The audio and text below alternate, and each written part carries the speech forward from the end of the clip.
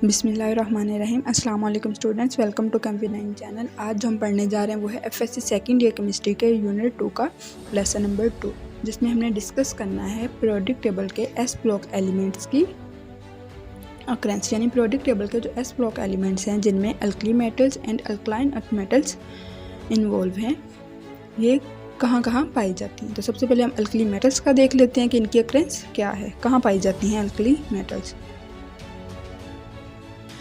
Occurrence of alkali metals कहाँ कहाँ पाई जाती हैं alkali metals. Alkali metals actually highly reactive होती हैं, जो कि हम पिछले लेक्चर में डिटेल में डिस्कस कर चुके हैं। तो अगर आपको ये देखना है कि हाईली रिएक्टिव क्यों होती है तो आप हमारा पिछला लेक्चर देख सकते हैं।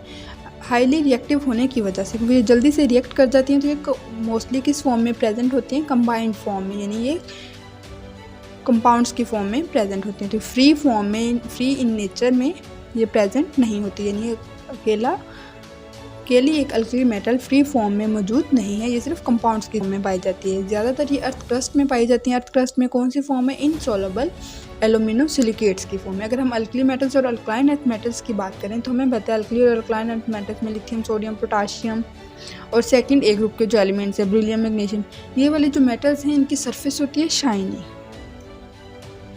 अल्कली मेटल्स के बाद हम देख लेते हैं अल्कली मेटल्स के जो एलिमेंट्स हैं उनका सेपरेट कि वो कहाँ कहाँ पाए जाते हैं। सोडियम और पोटाशियम की बात की जाए तो ये ऐसी मेटल्स हैं जो कि 2.5% अर्थ क्रस्ट का पार्ट बनाती हैं। लिथियम की बात की जाए तो लिथियम कहाँ पाई जाती है, कॉम्प्लेक्स मिनरल्स में। बहुत सारे ऐसे मिनरल्स हैं जिनमें लिथियम उनका मेन पार्ट है। इसके अलावा लिथियम जो है, कमर्शियल सोर्स ऑफ लिथियम जो है वो है स्पोडोमीन। यहाँ पे एक टेबल नज़र आ रहा है। इस टेबल में लिथियम, सोडियम एंड पोटाशियम की कुछ मिनरल्स दिखाई गई हैं। इन मिनरल्स के जो फार्मूलाज हैं वो आपको याद होने चाहिए, क्योंकि ये एमसीक्यूज में आ सकते हैं।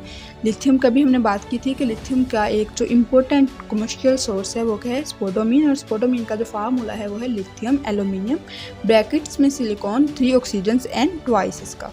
ये फार्मूला आपने याद कर लेना है। इसके अलावा आपको इनके फार्मूलाज भी आने चाहिए, जैसे बोरेक्स बहुत इंपॉर्टेंट फार्मूला है ये इसका एमसीक्यू के पॉइंट ऑफ व्यू से, तो आपने ये सारे याद कर लेने हैं। इसके बाद अब हम चलते हैं alkali metals. Lithium, sodium, potassium के अलावा रुबिडियम, सीजियम एंड फ्रांशियम भी हैं। तो रुबिडियम और सीजियम की बात की जाए तो ये बहुत स्मॉल अमाउंट में प्रेजेंट है, जबकि अगर फ्रांशियम की बात की जाए तो फ्रांशियम जो है ये नेचुरली अकरिंग एलिमेंट नहीं है, ये लेबॉरेटरी में प्रिपेयर किया गया एलिमेंट है, आर्टिफिशियली प्रिपेयर्ड है, जो कि अनस्टेबल होता है, तो ये इतना ज़्यादा नहीं पाया जाता।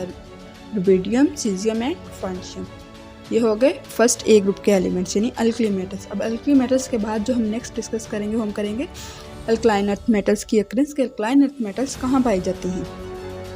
अल्कलाइन अर्थ मेटल्स की बात की जाए तो अल्कलाइन अर्थ मेटल्स भी क्या होती हैं, वेरी रिएक्टिव हैं। क्यों रिएक्टिव हैं, क्योंकि इनके पास एटॉमिक शेल में 2 इलेक्ट्रॉन्स हैं और ये इनकी कोशिश क्या होती है कि उनको रिमूव करवा के खुद को स्टेबिलिटी की तरफ ले आए।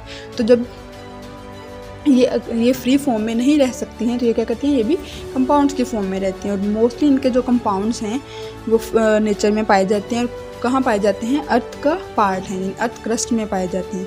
सेकंड ए ग्रुप के जो एलिमेंट्स अल्कलाइन अर्थ मेटल्स, जिनमें कौन कौन से एलिमेंट्स हैं, beryllium, magnesium, calcium, strontium, barium and radium. अब हम इन मेटल्स का देख लेंगे कि ये एलिमेंट्स कौन कौन से मिनरल्स बनाती हैं। यहाँ पे beryllium, magnesium, calcium, strontium and barium के कुछ मिनरल्स दिखाई गई हैं और उन मिनरल्स के फार्मूलाज भी दिए गए हैं, तो आपने इन फार्मूलाज को भी याद कर लेना है। जैसे यहाँ पे इप्सम सॉल्ट है, ये बहुत इंपॉर्टेंट है। इसके बाद डोलोमाइट का फार्मूला बहुत इंपॉर्टेंट है। जिप्सम, फ्लोराइड, फास्फोराइट और बेराइट, ये वाले इंपॉर्टेंट है, आपने इनको अच्छे से याद कर लेना है। इसके बाद हम देख लेते हैं मैग्नीशियम। मैग्नीशियम और अगर कैल्शियम की बात की जाए तो मैग्नीशियम और कैल्शियम कहाँ कहाँ पाई जाती हैं, तो ये अर्थ क्रस्ट में बहुत ज़्यादा मिकदार में पाई जाती हैं। आउटर पार्ट जो है अर्थ क्रस्ट का वो मोस्टली सिलिकेट्स और एल्यूमिनो सिलिकेट्स पे मुश्तमिल होता है, यानी मैग्नीशियम और कैल्शियम के सिलिकेट्स एंड एल्यूमिनो सिलिकेट्स पे। मैग्नीशियम, कैल्शियम जो है वो सोडियम और पोटाशियम के साथ साथ कहाँ पाई जाती हैं, रॉक्स में। और रॉक्स में किस फॉर्म में प्रेजेंट होती हैं, कैटाइंस की फॉर्म में। मैग्नीशियम की बात की जाए तो मैग्नीशियम इम्पोर्टेंट पार्ट है, इम्पोर्टेंट कॉन्स्टिट्यूएंट है किसका, क्लोरोफिल का। मैग्नीशियम के जो हैलाइड्स हैं वो सी वाटर में पाए जाते हैं। मैग्नीशियम हैलाइड्स यानी सॉल्ट, मैग्नीशियम के सॉल्ट सी वाटर में प्रेजेंट होते हैं। कैल्शियम की अगर बात की जाए तो कैल्शियम जो है वो मेजर कॉन्स्टिट्यूएंट है लिविंग ऑर्गेनिज्म से। लिविंग ऑर्गेनिज्म्स में कौन से पार्ट्स का? टिथ, सी शेल्स का, एग शेल्स का, ये बहुत मेजर पार्ट है।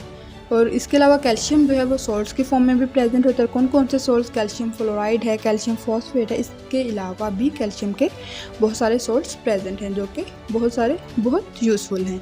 रेडियम की अगर बात की जाए तो रेडियम जो है वो एक रेयर एलिमेंट है, यानी इतना नहीं पाया जाता है, लेकिन इसकी इम्पोर्टेंट बात यह है कि ये रेडियो एक्टिव है नेचर में, तो इस लिहाज से रेडियम भी एक इम्पोर्टेंट एलिमेंट है।